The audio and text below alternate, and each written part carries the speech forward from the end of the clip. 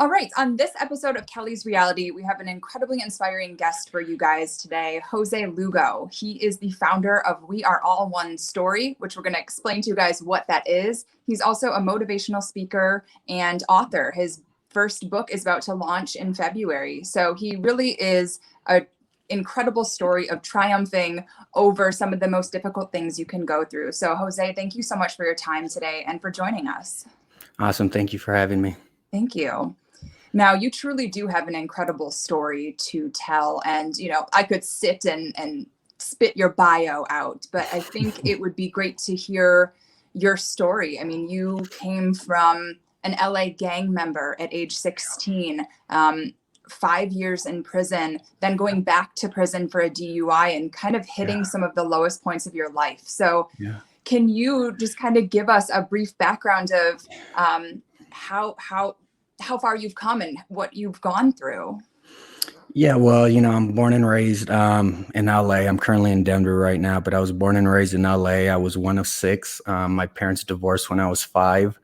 After my parents' divorce, my mom had to raise us on her own. And, she became a pretty strict disciplinarian. And she was, physically abusive. That's how she saw fit to raise us. And she did the best she could do at the time. And eventually, though, the consistent physical abuse, I ended up pretty much, giving that back out, through, gang violence. It was normal to me. I grew up in the house with dysfunction and chaos. And, when I got older, and I would walk out the front porch, it's kind of like I saw more of the same, and it was regular and it felt normal. It felt like love. I got hit at home, and then, in the streets, violence is a part of the camaraderie,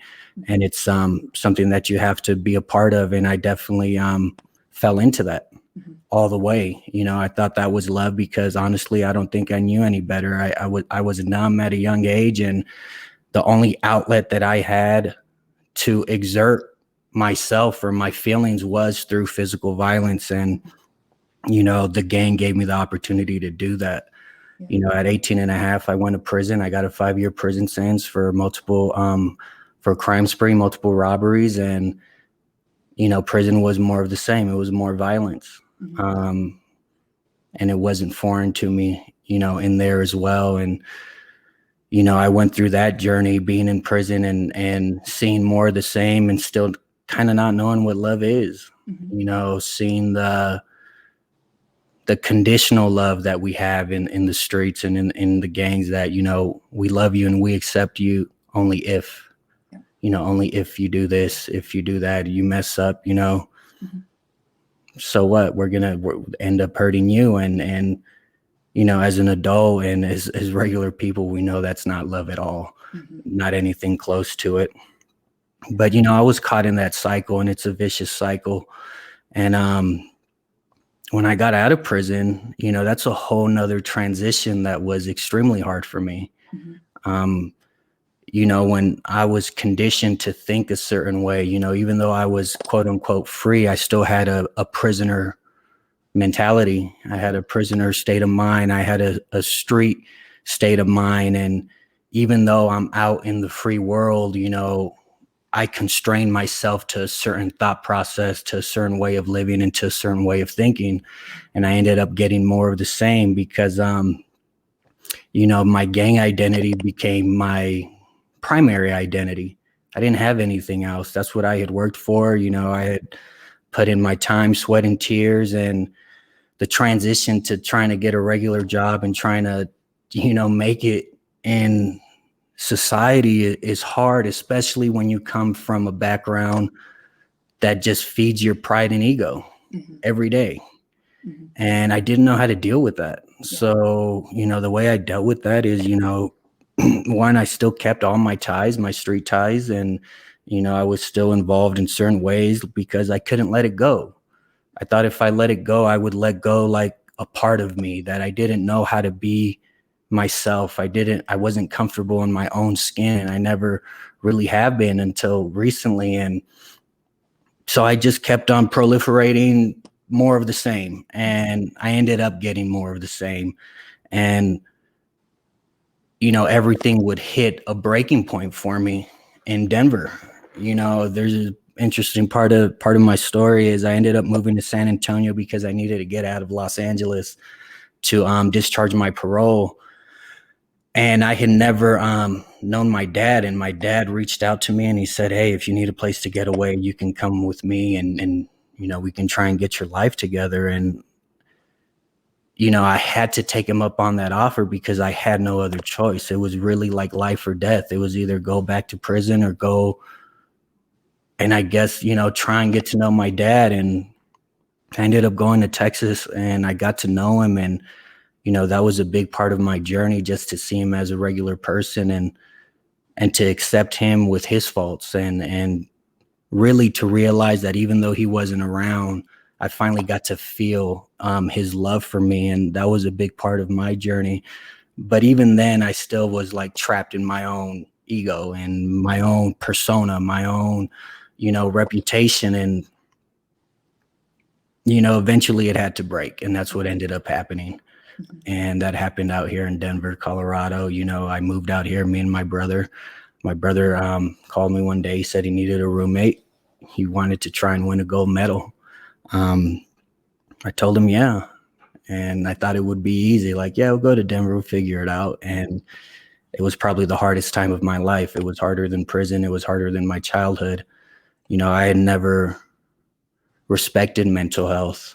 You know, when people talk about mental health, reading self-help books, I was like, man, who are those? Like, didn't make sense to me because I had ignored all of my issues for so long. And finally in Denver, when I was here by myself, I didn't have any distractions. I didn't have, you know, the things in front of me to keep my mind busy from going inside. And, you know, everything hit the fan. You know, I ended up through the years building a drinking problem. That was the only way that I knew how to deal with my problems. I would just drink them away. And, you know, it went to full blown, you know, alcoholism. And I did get a DUI. I went to jail and I got fired from 3 jobs. I mean, when it's rock bottom, it's rock bottom, and rock bottom comes and hits you from all different angles until you learn your lesson. And got fired from one job, fired from another job. My girlfriend left me. It was just everything, my world crashing down. And I always thought I was strong. I always thought I was a fighter. And you know, I am a fighter, but a mental fight is nothing you can approach with brute force. You know, the more I try to approach it with pride and ego, it's like the more I would get broken down. And, you know, it was painful.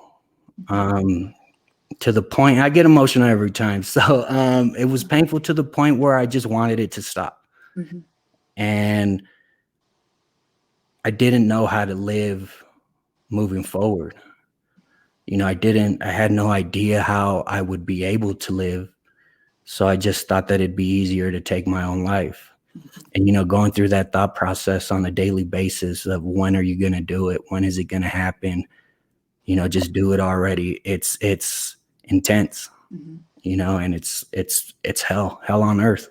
Yeah. And, you know, it's not that I didn't want to live. It's just that that if living entailed going through that mental struggle every day, I just knew that I couldn't do it. Yeah.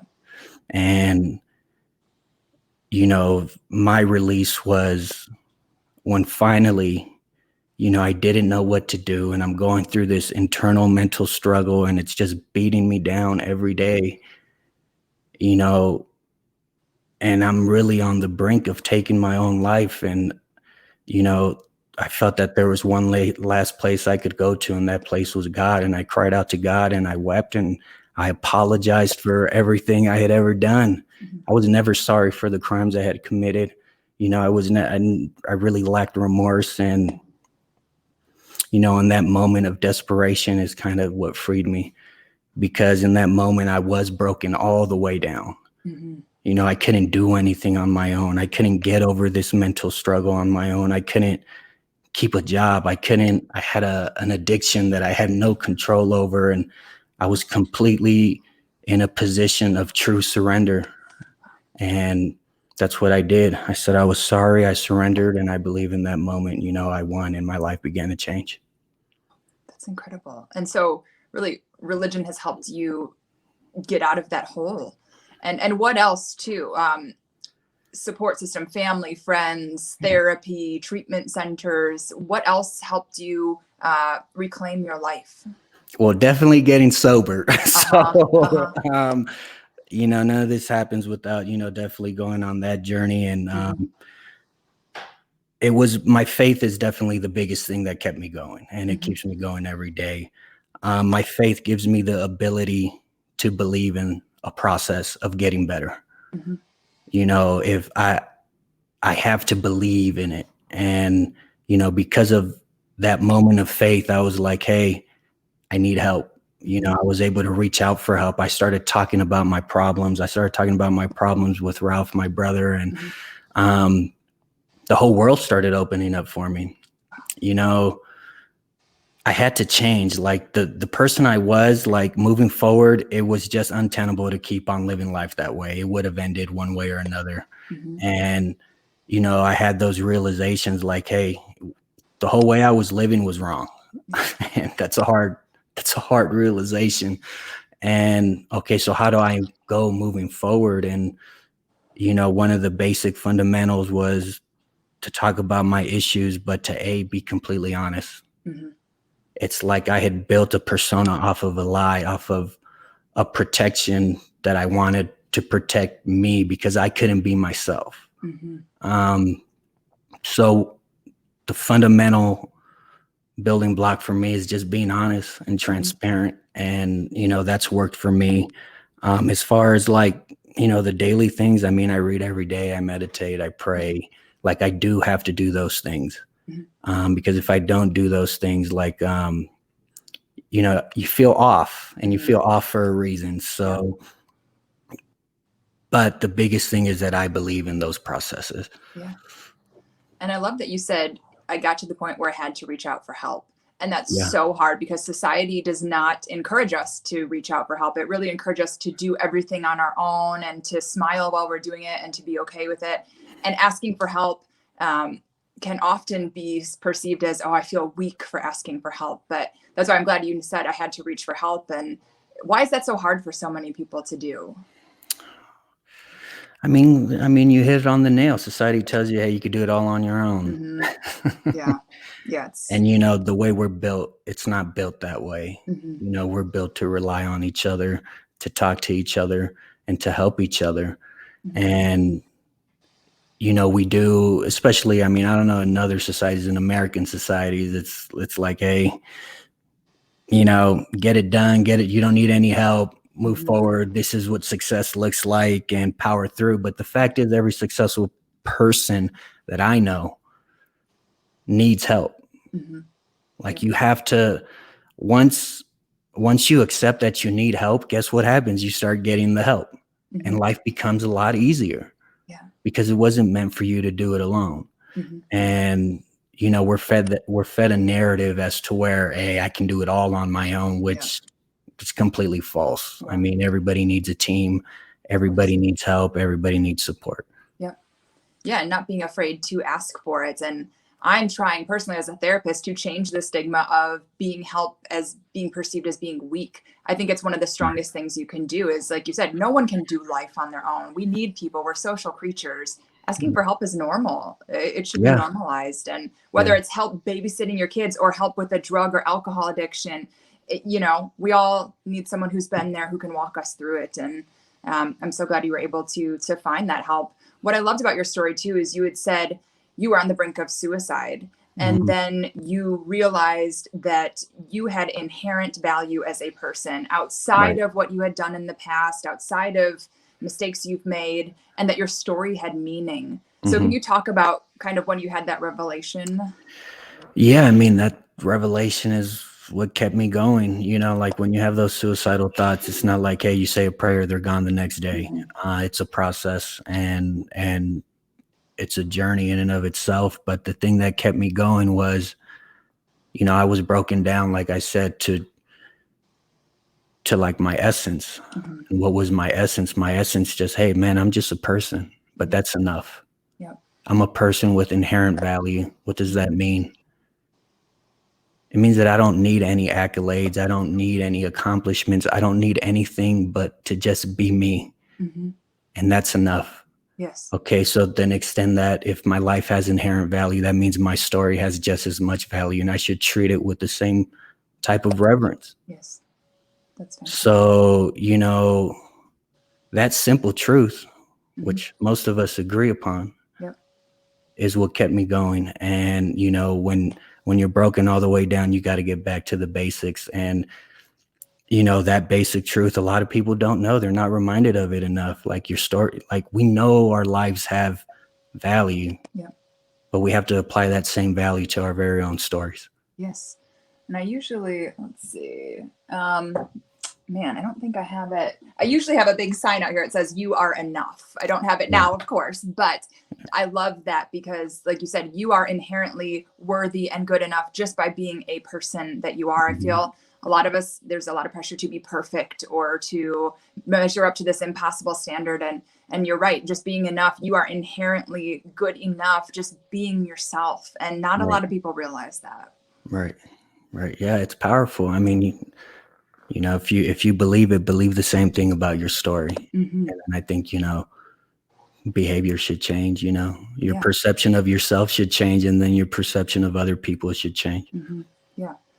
And I love too how you mentioned the social aspect of it. And especially for being a former gang member, I've heard a lot of people say people are attracted to gangs because it's a family. As dysfunctional as it might be, it's that family. Where do you find family now since you are no longer affiliated with any gangs? Well, I mean, I still have a lot of friends who are gang members. They're in their story too, and their stories still have value. And I do keep in contact, and I know that where they're at in their story as gang members, man, there's so many factors, and I accept them as they are. Yeah. Where do I find my family now? With my family, Yep.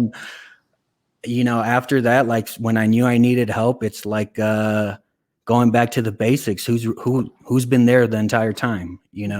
Who's been there from the beginning? And I started reaching back out to them and rebuilding my relationships and focusing on the people who want the best for me. Mm-hmm.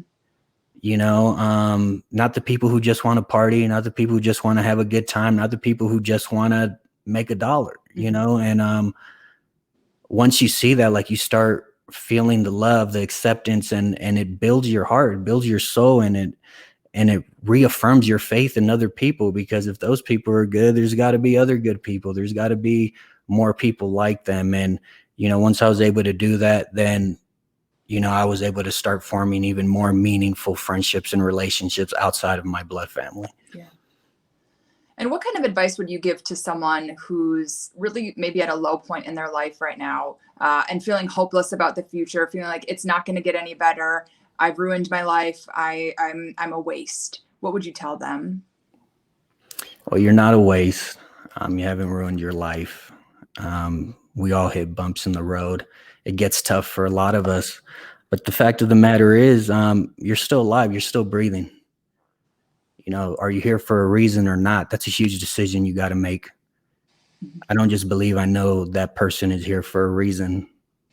And to just keep going. Like we said before, you don't have to do anything else than just be and accept yourself. Mm-hmm.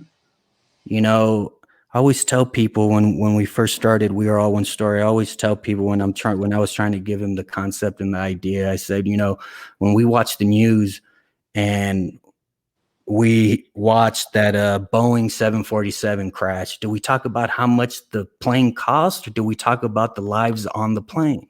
Mm-hmm. When the buildings at 9/11 collapsed, are we here talking about the numbers and the concrete and how much money was lost? No, we talk about the lives, because all of us do know deep down that the most important thing is human life. Mm-hmm. It's your soul, it's your being, it's your innermost person. Like, you have that already. Mm-hmm. Once you realize that, then, start the process on doing the things you got to do to get better. Yeah. But things do get better, but you have to intently go on that path as well. It doesn't, you can't wish it to existence.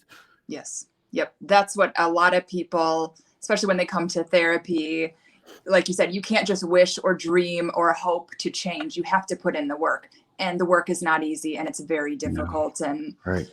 but it's so worth it on the other side. It is 100%. Now, tell us a little bit more about We Are All One story. What is it? Why did you create this? What is your goal with it? So, yeah, I mean, We Are All One story came after that, that surrender moment for me when all I had was myself, and figuring out if that was enough, and knowing, and really latching on to that truth that my value is inherent. Mm-hmm. Therefore, my story has value. Okay, how do I make that idea that can be a little abstract? How do you make it concrete? Mm-hmm. And the way to do that is to go and listen to people's stories and share them and remind them that their story has meaning because they have meaning. And, We Are All One story came from that place of like desperation. When I started listening to people's stories, I was still in my depression. Mm-hmm. It's just my back was against the wall. Like, I had to start working immediately. Mm-hmm. And every time I told someone that, you as a person have inherent value, that means your story has value. It's like an echo back to myself. Mm-hmm. And it happens every time I listen to somebody's story, every time I go and talk, every time, I talk about what we're doing. I know that it helps me, and it's part of what keeps me here. And it's just trying to share that and help other people realize that, hey, you're a lot more meaningful than you think. Yeah, I love that. That's beautiful. And you share a variety of stories on the website too, just incredible stories, including your brother as well. Who did he co-found this with you? Yeah, definitely. I mean, Ralph has been with me from the beginning. I remember when I started talking about my issues. First off, like, I was like, hey man, if I'm going to keep on going, like, I can't hold this in. Mm-hmm. So I started talking to him about, what I was going through, and he looked at me, like his eyes got open. He was like, man, I'm going through the same thing, and, he's really encouraged me throughout this whole time. Ralphie lost both his legs in Afghanistan. He's an American hero, and he's a Paralympic gold medalist. And I remember when I told him about, the whole project, he said he was all in, because, in his story, a little bit of his story, Ralph ended up winning a gold medal. And even then he felt that his story didn't have value. Mm. So if an American hero, Paralympic gold medalist, can lose the value in his own story when he has the accolades and the accomplishments, Mm-hmm. How much more easy is it for us to lose our own value? Mm-hmm. So, when I pitched it to him, he was all in, and he told me that whatever you need me to do, I'll do. Mm-hmm. And, we're on this journey together, along with my little brother, Roger. Ah, nice. Yeah. And it's really, people are so much more than, again, their past, people could easily look at you and say, oh, okay, gang member, what does he know? And that's why I work with a lot of people too, who've come from really tough backgrounds, maybe overcoming child abuse or alcoholism or drug addiction, or maybe they were violent or got mixed up in the wrong crowd. But I've seen such beauty in people turning their stories around, opening a new chapter. And you are not your past. You are who you are now and who you're going to be in the future. And I love stories like that, because some of the most resilient people I know, best humans I know, have had some of the hardest pasts to deal with. So it's wonderful to hear stories like that. Awesome. Thank you. Yeah. Now, what I always ask everyone on the show this, what is the best life advice or kind of mantra that you like to live your life by? Mantra.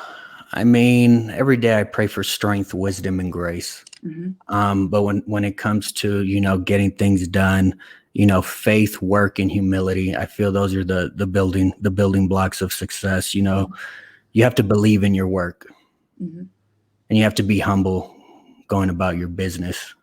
And, those are the things that I consistently tell myself on a day-to-day basis. Yes. And then what do you do behind the scenes? I know you'd mentioned a few earlier, such as the meditating and praying, but to really keep your head in a right frame of mind, especially if you're having a bad day, how do you get right? If I don't feel like talking to anybody, I'll write. And I feel that it feels just the same. I have volumes of journals. But I write, I am a writer, and it's definitely, it helps me. It eases me. It eases my thoughts, my anxieties. When I let it all out, I put it on paper. It's therapeutic for me. But I make sure that when I write, one, I'm real with myself. It's just me and me. And, but I end it on a positive note. Like, I write down how it is, like, man, this is what's happening. This is how I feel. But then I end it on, on an uptick, or at least on a neutral tick. I don't write, and I'm not here to write all the negative and all that stuff. I just write it how it is. And then I end on a positive note, and that always helps me. That's excellent. Yeah. Because again, it's important to be positive and not just, smile through it, everything's going to be okay. But I mean, there are really sad, difficult moments in life. And I think acknowledging that it's necessary. And I also think it's necessary to, like you said, end on, if you can't think of anything positive, at least be neutral or find something each day to be grateful for, because we all are so incredibly blessed. There's always something. Just grateful for the gift of waking up and breathing another day. If you can't think of anything else, I think that's so important. So I love that you do that. Would you ever publish your journals, or are they for your eyes only? I mean, we got the first book coming out in February. We'll see how that does. And then, hey, maybe people will want to read the journals. So tell us about your book. What is that going to be about? So the book is called Love, Faith, and Violence, A True Song and Story.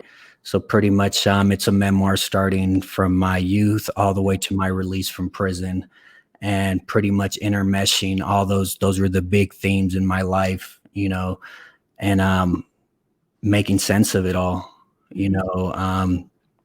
writing it how it was, the good, the bad, the ugly, and ending that part in a high note. It's a story of forgiveness and redemption, forgiving my mom for, the abuse, forgiving my dad for leaving, and then finding a way to forgive myself for the things that I had done. And, it's really a journey, not just into my life, but into my own heart. Wow. And that's launching in February, correct? Correct. And if people want to order the book, where can they find that at? So you'll be able to get the book on our website, weareallonestory.net, and then we'll have it up on our Instagram shop as well. Perfect. So if people want to follow along with your story, do you have any other social media links outside of weareallonestory.net? Weareallonestory.net, Instagram, We Are All One Story, Facebook, We Are All One Story, TikTok, We Are All One Story. Just, straight across the board. Story. Great. Yeah.